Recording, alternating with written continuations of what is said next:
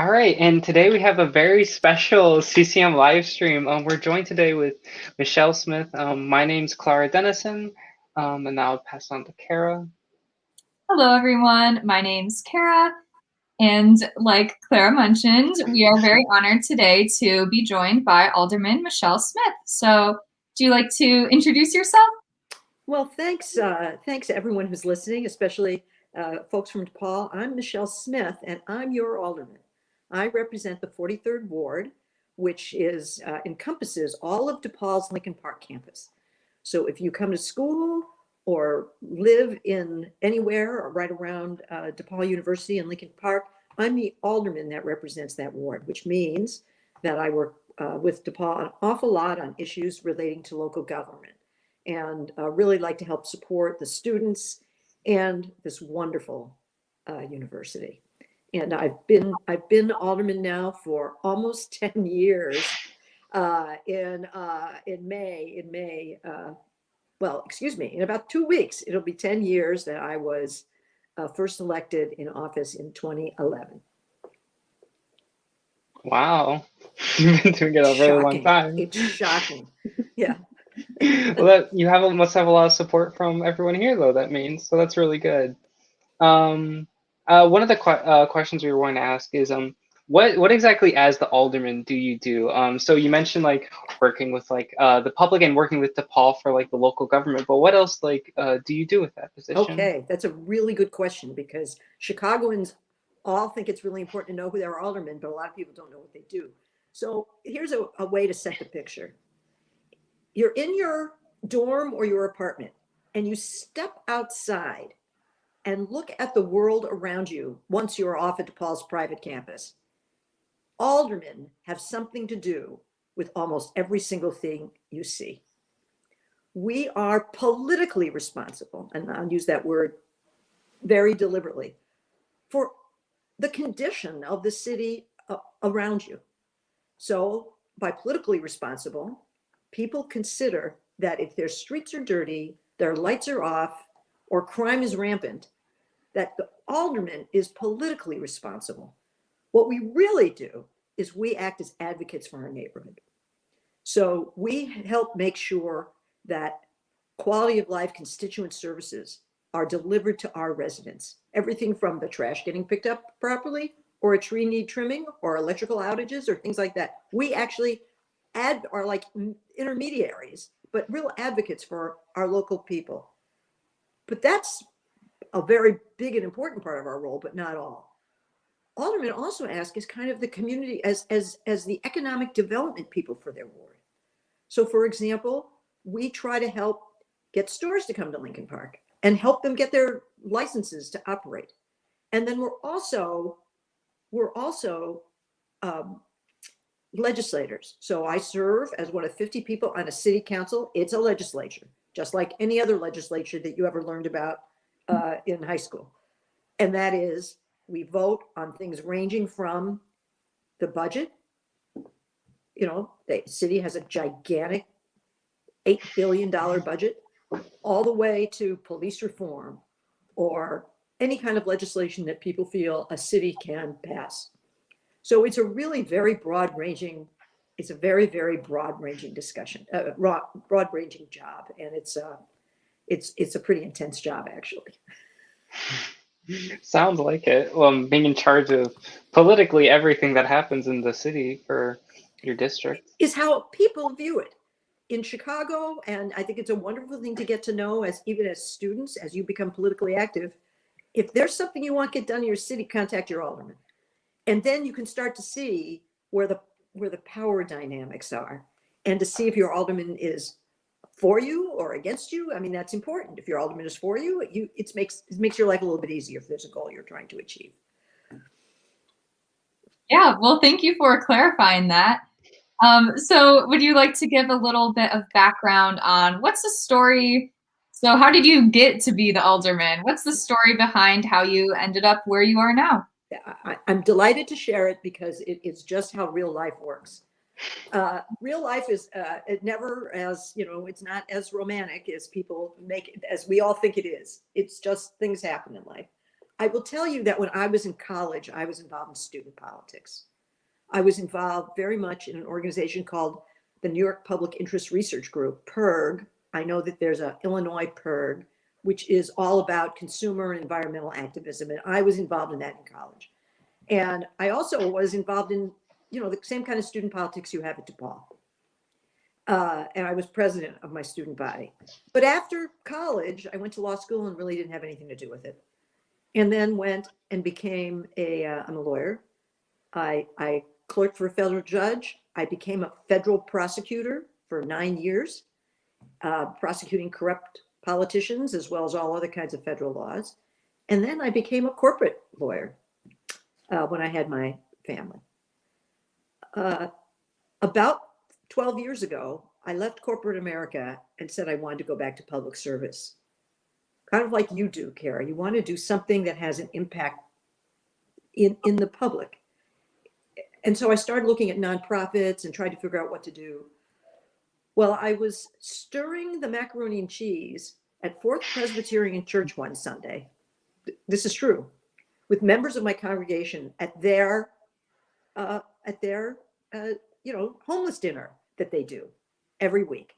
And I was volunteering. And while I was literally stirring the macaroni and cheese, a woman in the room who knew me a little bit, who said, Michelle, you're really involved in volunteerism at our congregation, and you're a lawyer, and we hate our alderman. You ought to run against him. And literally that's how it started. And at first I said, oh, that's crazy. But after that, I started thinking about it and sort of had a if not now, when moment. It's an opportunity. I wanted to get back to public service. I really wanted to try to help things in our community and in the city. And eventually, with my girlfriends, really my friends, we started a campaign, and I ran for the first time in 2007, and I lost by 600 votes. So I stayed involved, and 4 years later, I won. And I've won since then. And that is how I got involved. And it's just tell you, so many people get involved in public life in just the same way. So it's a great, you and your friends can get you involved in public life if it's something in which you're interested. Amazing. I love that you when you were first saying spinning the macaroni and cheese pot, I thought that was going to be a metaphor for something. No, I was literally stirring macaroni and cheese. That's amazing. Like you have at where you feed people. Mm-hmm. You were literally stirring macaroni and cheese. Oh, I love that. Going into the next question, knowing how intense the work of the alderman is, and then being involved in every aspect of Chicago, from legislation to making sure as you said, the streets clean and everything. How has COVID impacted that? Because it created a huge shock, and I'm just curious about how you as the alderman handled that, and what the plans looking forward with COVID. I know Chicago released that they're going to start allowing events again. So I'm curious, how has COVID impacted your work? Well, it made it a lot harder. It really was probably pretty similar to what you guys have gone through, in that all of a sudden, one weekend, things were one way, and the next weekend, it was abandoned ship. You got to do something else. So we, fortunately, someone we knew understood what Zoom was. And we immediately switched to an all remote office. It was my husband, I want to tell you. Anyway, we all said, there's a thing called Zoom. It's really great. We said, okay, let's get it. And we immediately set up the accounts and changed our entire office, which is a very much in-person kind of a place, to virtual when the shutdown came. And then I will say that a lot of what we did during COVID was really to try to support our people, our constituents, in the things they really needed to know about, just what was happening from day to day. So in part of what we did was almost become almost a daily newspaper. I have a pretty large circulation for I have a newsletter It's read by thousands of people. And we expanded our base in order to just tell people what was happening. Because as you probably remember when this was all happening, you had no idea what was going on. And you were hungry to know what was going on. Like, what's happening in my class? What's happening to this? And that we spent extra time just on communicating to people what was going on. And then pretty immediately we had to shift to helping people with their needs. Because, as you know, immediately after the pandemic started, people couldn't get groceries at the beginning and we had elderly people who literally were stuck in their house. So we started doing some things that we don't do that much of in Lincoln Park because we're a well-off community, like getting groceries to people, distributing masks, making sure that the elderly folks in the ward were having their needs attended to. So there was quite a bit of different kinds of service to people than we normally have to do. And it was very, very tough. And personally, I have been probably the strongest advocate in city council for mask wearing from the beginning of the pandemic. The few countries that really beat back the disease really kept a mask mandate in place immediately and very aggressively. And a lot of people in America were not up for that. So I really spent a lot of time trying to get Lincoln Parkers, my constituents, to wear masks. And I think we had some success. We did outdoor mask events, where we went out to Oz Park and all the other parks, and we distributed 5,000 masks in like 3 hours in one event. And so, and the other thing that we changed to quite a bit was that, we have a lot of businesses in our ward. Think of all the places that you go to get coffee or buy a sandwich or whatever. Well, many of those businesses really suffered. And so we spent an enormous amount of time helping the businesses get through the bureaucracy of what it would take to help get them help. Because when you're a business in Chicago, you actually operate with permits. You have a driver's license, for example. Well, if you're a business, you have a bunch of other kind of licenses that let you do what you want to do. And there are all kinds of changes made in order to help businesses, but they still had to go through some paperwork. So we did an enormous amount of work, literally holding the hand and helping businesses literally fill out the forms in order to get them help as quickly as possible.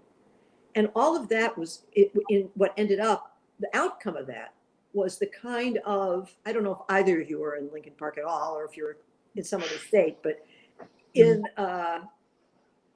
this summer you saw a lot more people dining outside and doing things outside. And that is a direct result of work that our office did to try to help all those businesses get the support they need to move their stuff outside. And so and there was a lot of legislating around that. So there were a lot of votes in city council. And then, of course, we had a very amazing summer for social protest. And we also wanted to make sure that when the various marches went through Lincoln Park, that everybody was safe, which they were. We wanted to keep everybody safe and not have any problems and let everybody express what they needed to express. So I can say that, and I don't think in that regard it was really any different than anybody else in terms of having to readjust your life, right? You guys had to all readjust your life. And I feel so awful about it on your behalf, because I sure loved my college experience. And so I would have hated to be kind of unable to experience them in the same way. Now that we're coming out of it, we're beginning to come out of it. First of all, we really want to make sure everybody gets vaccinated. So I participated in a vaccination event on North and Wells just a couple of weeks ago, and lots of DePaul students came out. We were so delighted. So many people came because we were working with the university, for example, to tell people, come over here and get this vaccine. And we're going to be doing more. There'll be more events coming up because we want everyone to just get healthy already. And now the next thing is to try to help our businesses come back. We want Broncos to reopen, the hot dog place across from DePaul. We want, and she's a person who lives above her store, and she runs a hot dog stand. I don't want her to go out of business. We have to help her. So we're going to help her try to get the kind of aid that she may not understand how to get. I mean, it's this is very grassroots personal stuff often. So we're really trying to get ourselves back at a time when we can back to having events, back to having summer festivals, back to life. We did help DePaul get their graduation events queued up. So we supported DePaul, and they're having some kind of a graduation outdoor event of some kind, not exactly the graduation, but some events. So it's been, and all the other stuff continues as well. So the COVID stuff is just on top of the normal stuff that we do in life, all the stuff I talked to you about before. So that was a long answer, but I hope it gives you some sense of the color. And if anybody has any questions, I'm happy to answer them about it. I'm happy you mentioned Broncos, because I saw on one of the DePaul Instagram pages that DePaul students are starting a GoFundMe for Broncos, so that didn't go out of business. So I'm very happy that you mentioned Yes. working with them. Yes. So everyone should give them whatever you can, and we're going to keep helping them because they really, they're an institution here. One thing. Yeah. Thank you for that very thorough answer. It's really cool to hear those particular examples of the things you're involved in and how you had to pivot with COVID, like a lot of people. And I think that that's a testament to like seeing the needs of the people and adjusting from there. And so with that being said, we're going to now shift gears and talk a little bit about your involvement in gun control advocacy. So to first, we have a few questions we're going to go through, but could you first please give us a little bit of background in your advocacy work with that and kind of set the stage for what the laws look like right now in Chicago? Yes. Anti-gun advocacy, I guess, yes. is a really important issue that I hope that some of the listeners here get involved in, and I'm going to have some suggestions. How I got into it was because I worked at a corporation for a bunch of years, and I worked in part of the time I worked in a suburb called Melrose Park. And one day at this factory for an old line company called Navistar that made engines, a guy who had been convicted of stealing engine parts out the back and was sentenced and was convicted and was sentenced to have a very minimal, like a 3-month sentence, walked into the back of the company with a golf bag and pulled out 4 weapons and killed 4 people and wounded 8 others.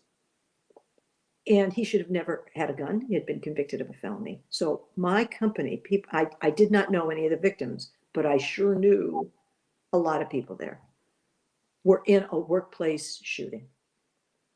And that was really, and this was before Columbine.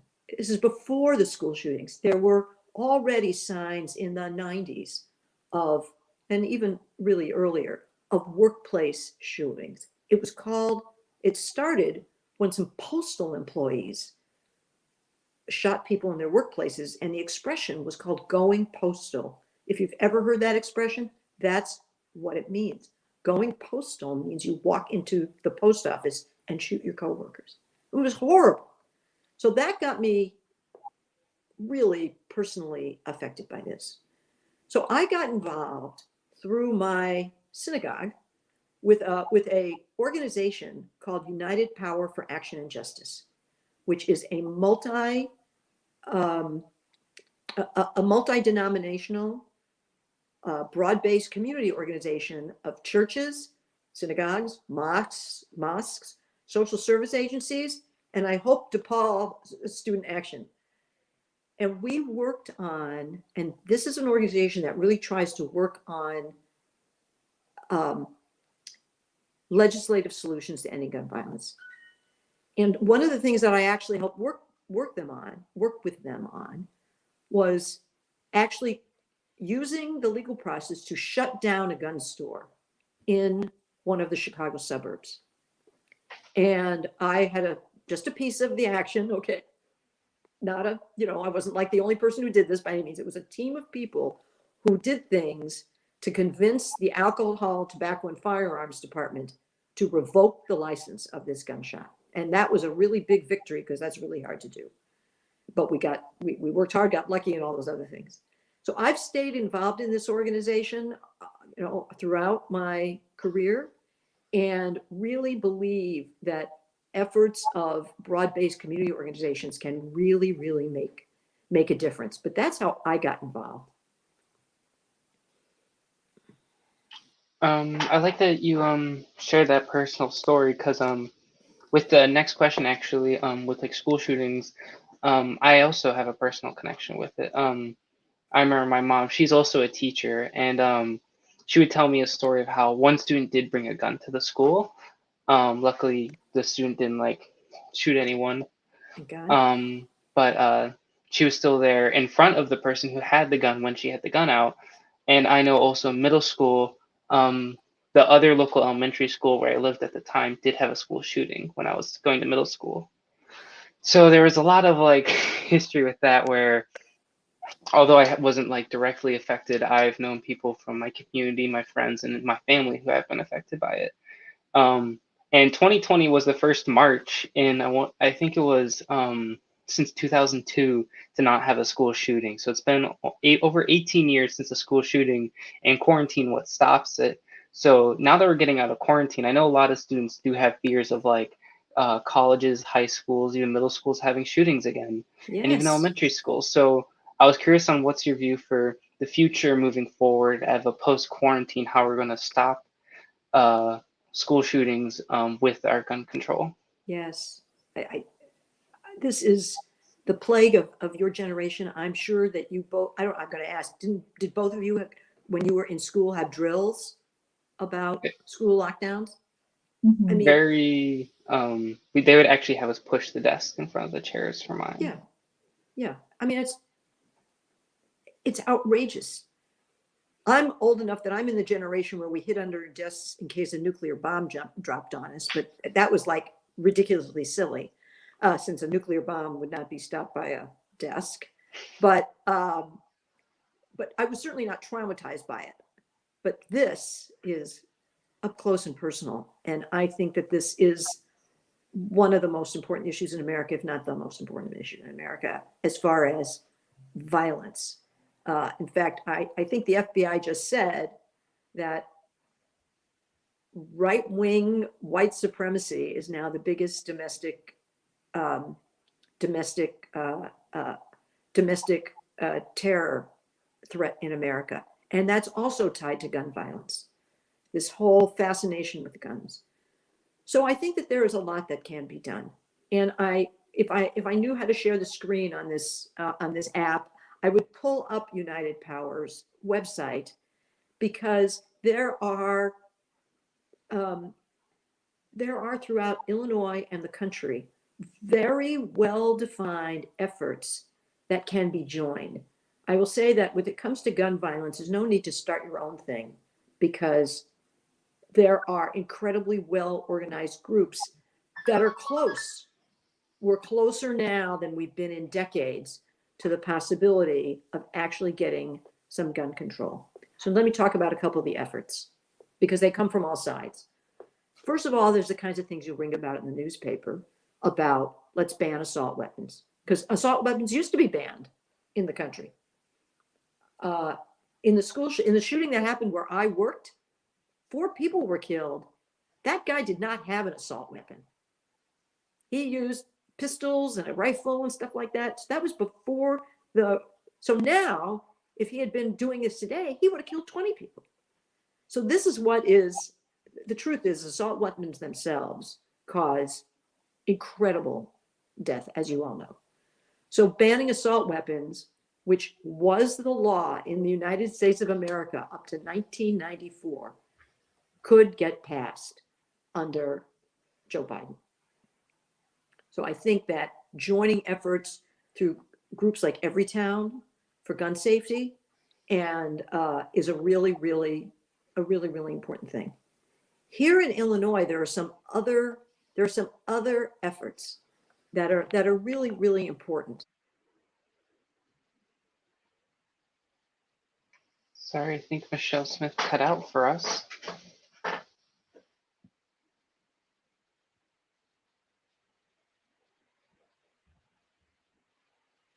Uh-oh. Am I still back? Oh, okay. Okay, you're back. I didn't realize that. The joys of Zoom. I'm sorry, I didn't understand this app.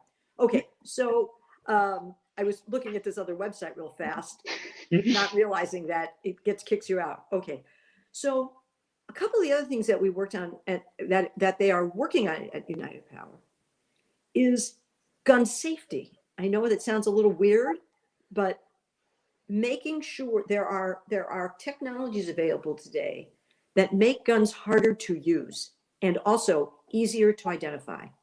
So these are kind of small steps that you can take to try to get people comfortable with the idea of gun regulation. And there are a bunch of police chiefs, ironically, all through America that are in support of these efforts to make it harder to get guns, easier to identify. Chicago is not one of them. And I know that United Power visited Mayor Emanuel to try to make that happen. Well, I think that people should call on Chicago to join the group that wants to require manufacturers to make guns safer, that is harder to use, which would cut down a lot of things, a lot of shootings. I think that's certainly one effort. And it's called the "Thou shalt not stand idly by" effort, which is taken from a biblical phrase about "Thou shalt not stand by while your neighbor's blood is shed," or something like that. And so it's a really religiously based organization. There's also the Illinois Coalition Against Handgun Violence, which is it's called the Illinois Coalition Against Handgun Violence. They are the leading advocacy group in Illinois that fights for gun regulation and against gun violence. Those are things like requiring background checks and closing loopholes, making it harder to buy a gun and things like that. So those are some very, very specific things that I think students would be really good advocates for, because you are the generation of school shootings. I mean, it's just outrageous that we have not supported you. And I think you have to do some of your own advocacy, continue to do some of your own advocacy in order to try to stop that. I'm happy to send more information if you'd like, or if anybody else has any other questions.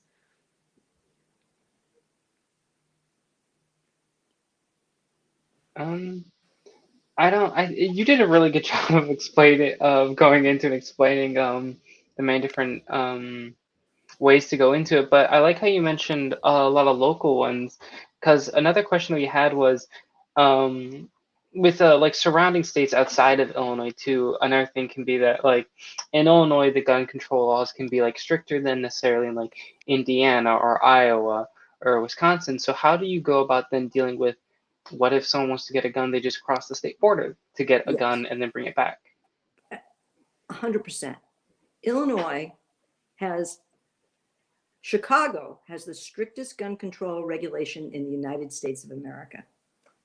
Period. We were the last state to authorize concealed carry, and only did it because the courts made us do it.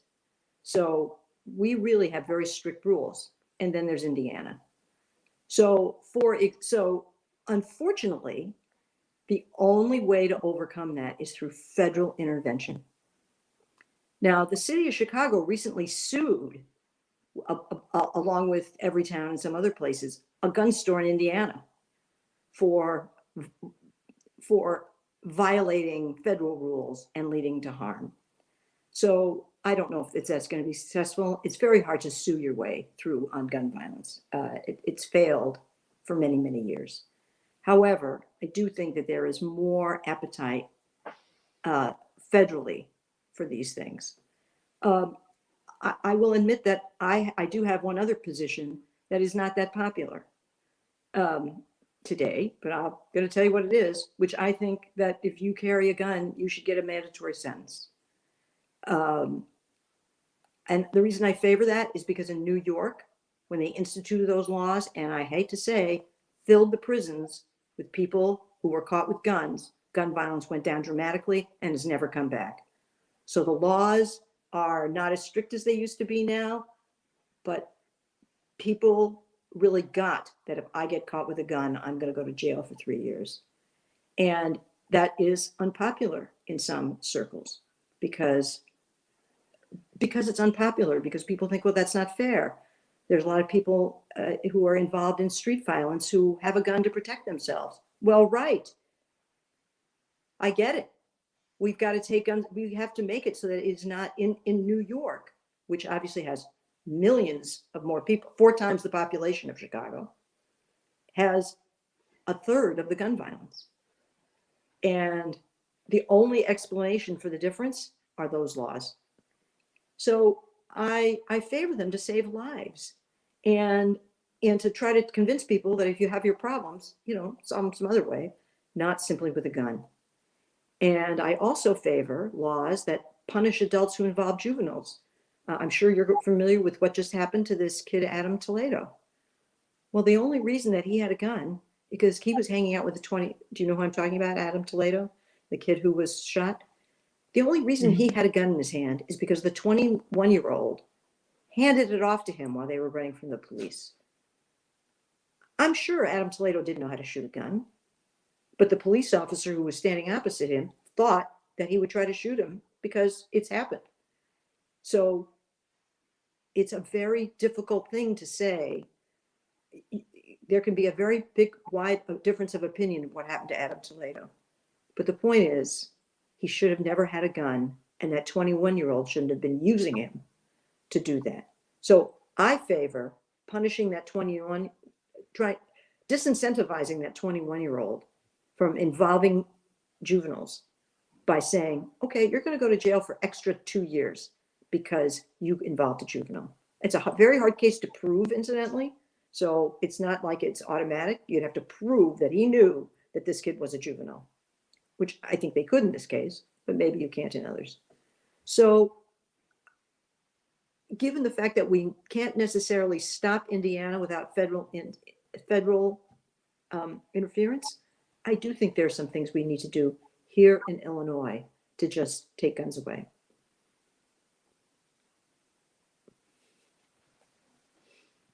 Yeah, wow, it's a very tough issue. Your group needs to sit and talk about it. That's a very big moral issue. What's important? Saving the life, punishing a poor offender. These are very difficult moral issues. And I guess I have peace about that issue because I don't think people should have guns. Nobody needs to have a gun, period. And we shouldn't be doing that in America. I'm very anti-gun, you may have noticed. And I don't think there should be an exception for people who, because they're in a gang, think someone else is going to shoot them. Well, I think we need to come up with a way to take the guns away from all of them. And this is the only way that I know of. If there's a better way, terrific. But I don't know of any other right now. I don't. Yeah, so I guess one question that we had was many people view legislation like bans on guns and stricter background checks as infringements of the Second Amendment, right? So just what are some helpful debate rebuttals or conversation pieces that you would say, given the political atmosphere being more divided on ever, how are you able to what do you say to those people? I'm sure you get it a lot. Yeah, we get it some. when people start talking about our rights, they really probably actually don't understand what rights are sometimes. Like the right not to wear a mask. You actually do not have a right to not wear a mask. You don't even have a right not to get a vaccine. We're granting it, but the Supreme Court ruled in 1905 that you could be required to get vaccinated. In 1905. So, that's old school stuff. And nothing's changed. We live in a democracy. We live in a republic in which the rights of individuals are weighed against our social responsibilities. That's how the Constitution is actually organized. So when people say, I shouldn't have to, as someone has just done, I think I read in the paper, is that even requiring a firearms identification card is a breach of the Second Amendment. I first say see in court because I don't even think a conservative Supreme Court will rule that. It is well within the power of government to regulate the lawful use of anything. Let's start with your car. You have a car. You can own a car. It is your right to own a car. It doesn't even have to be in the Constitution. You have a right to freely travel. But requiring that you have a license and insurance is not an infringement of your right of free movement. You have a right to free speech. Right? It's actually the First Amendment, not the Second Amendment. It's the First Amendment. You have a right to free speech. But if you tell lies about people, if you libel them or slander them, you can be sued. You can have monetary damages for it. And in fact, if by your speech under certain circumstances, if you cause a riot, you can be held liable for that. So there's no right in America that doesn't have some restriction for the good of the public. And that is really what it's all about. It's really very simple. There's a line. And what we argue about all day in America is where the line is. And so when somebody says, I have a right to do whatever I want to anything, that is just not true anywhere. Because if it was, we would be living in Edmund Burke's, it wasn't Edmund Burke's State of Nature when we were all just killing each other. I don't know if you took that in poli-sci, but that's kind of what civil society is about. It's about, at least in a democracy. In a democracy, and an American Constitution, we always weigh our freedom to do something against our responsibility to other members of our society. Does that help? You don't have to be specific. Really, you don't have to be specific about the thing that they're arguing about. Mm-hmm. About, is it the FOIA card or is it the concealed carry? Whatever it is. Whatever restriction that person doesn't like, it's because the people have drawn a line. The people represented through their legislators. And it's always about your ability to do something and your rights against and the responsibility we have as citizens to each other. Always. That's just always the rule.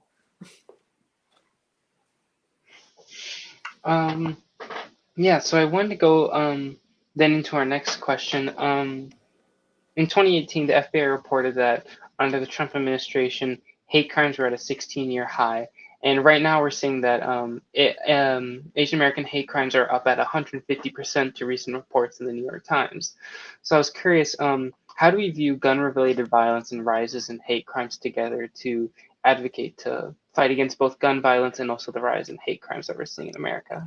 I think it's a really good question, Clara, and they are, I think you even know intuitively how related they are, because so many of these cases of slaughters in synagogues or mosques or those Asian women who were killed in Atlanta are tied to the easy accessibility to guns, and that guns are viewed in American culture as the way to settle any score.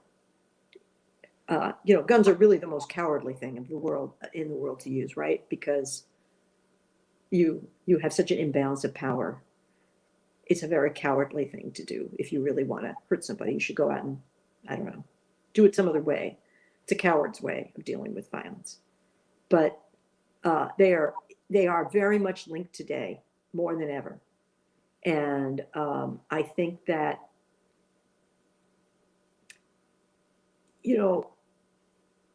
some of this, and I don't like to talk about mental illness too much here because I really just don't like guns. But we've learned every time there's been a school shooting, it's a troubled person who had a problem and they were taking it out on people. Well, I don't want to excuse behavior that is just beyond the pale to just mental illness, although that's a real that is something that we have to talk about. And there are a lot of laws that talk about trying to take guns away from people who are suffering from some kind of mental illness. And I favor that. Now, the line between fervor or or extremist fervor versus mental illness is my mind. It's a big line, not a narrow line, but we have to very aggressively attack hate crimes for what they are, which is just hate crimes. Hate crimes are completely un-American, and we should be calling them out at every opportunity. And right now, we need to support our Asian American friends, and we have to support each other no matter who we are. Yeah. And I'm sure you do. I'm sure everybody does. It's a goal. I guess going to the next question after that, then you've kind of answered this with other questions at the beginning, but how do we as students then do advocate for this gun control? Because you mentioned a lot of times as students we have to advocate for ourselves. The March for Our Lives. Yes. I forget exactly the year that happened, but that was a big event. That was a lot of 2019, yeah. Oh yes, high school.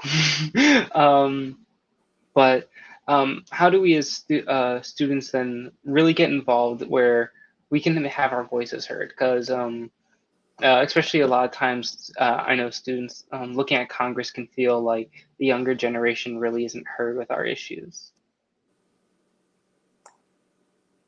I think that one reason that I advocate going to one of these big organizations like locally, there's a group called One North Side, although I don't know if they work on gun violence. One North Side or United Power is that you can learn about organizing. I think that one thing as a student, and I participated in protests when I was in college, so I really actually personally experienced this, is that it's very frustrating when you realize it takes a long time to make change. And you have to stick with things for a very long time and just never quit. If that's your issue, if it is. And I think that getting involved with an organization that is somewhat in the stream already will help amplify your efforts.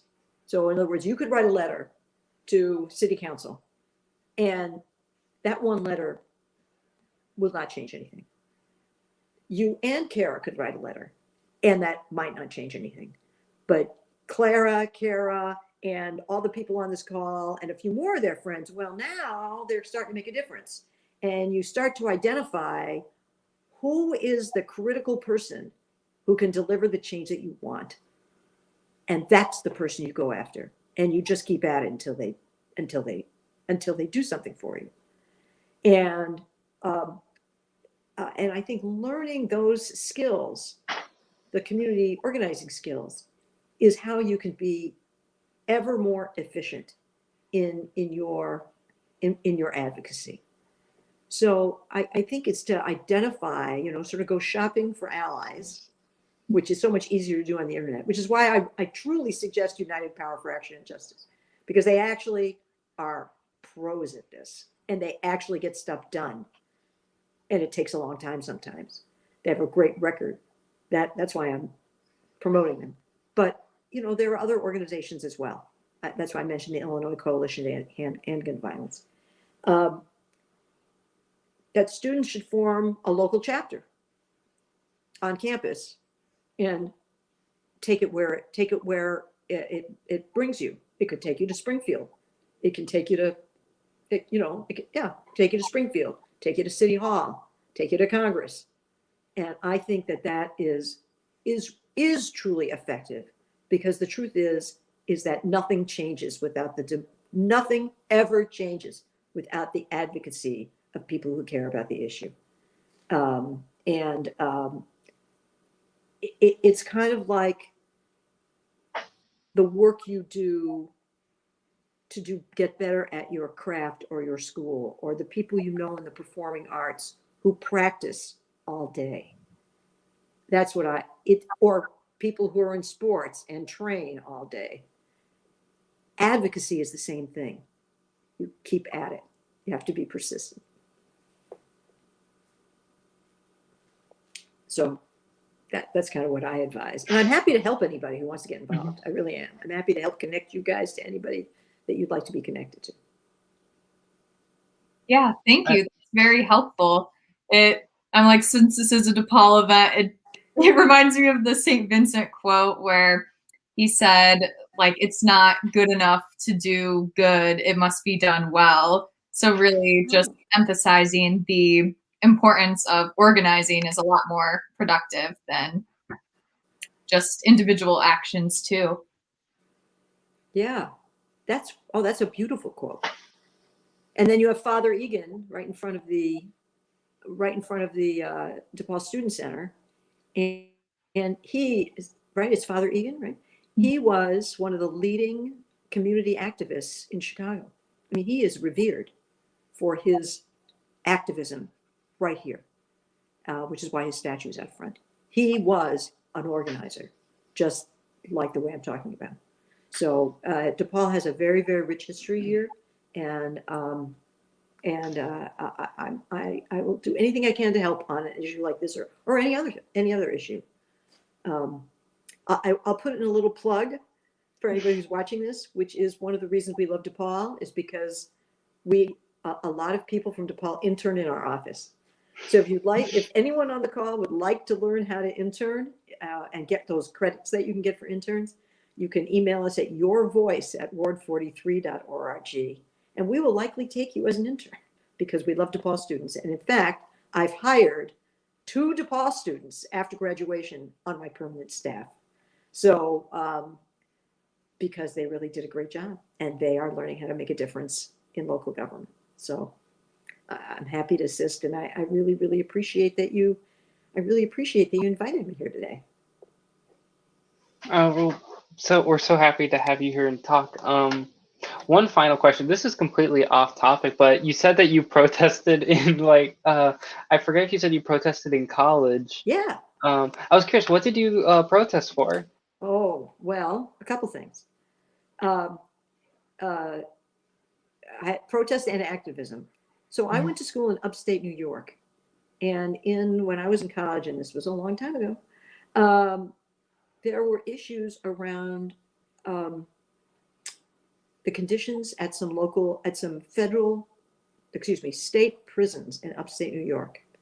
There was a thing called Attica. Look it up. And there was a riot at Attica. And the then governor of New York sent in a lot of heavy duty artillery, and many people were killed. And that led to a lot of outcry over the violence that was done and how these prisoners were not fairly treated, because the prisoners started a protest over conditions, which prison conditions in the 70s were like sort of subhuman.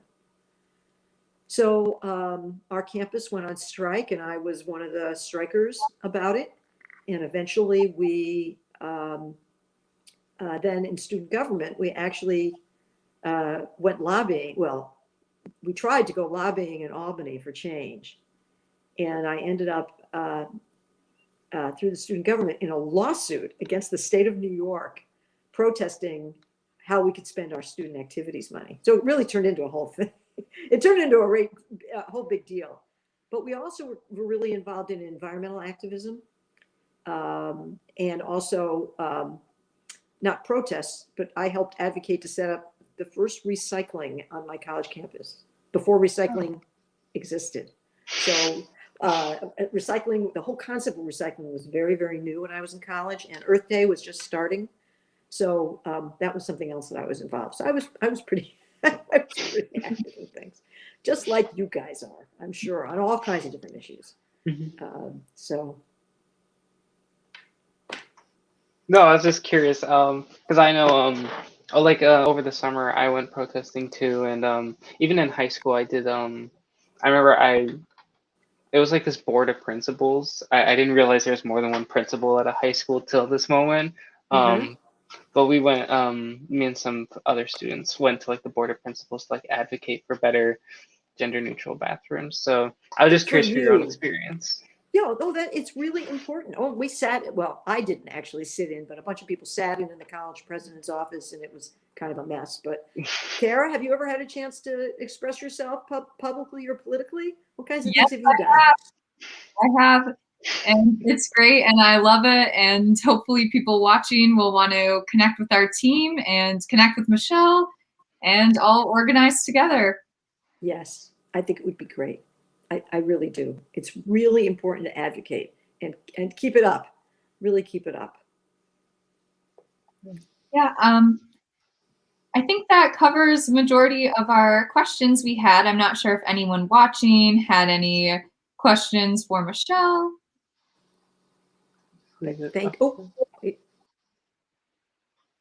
Oh, Michele just left.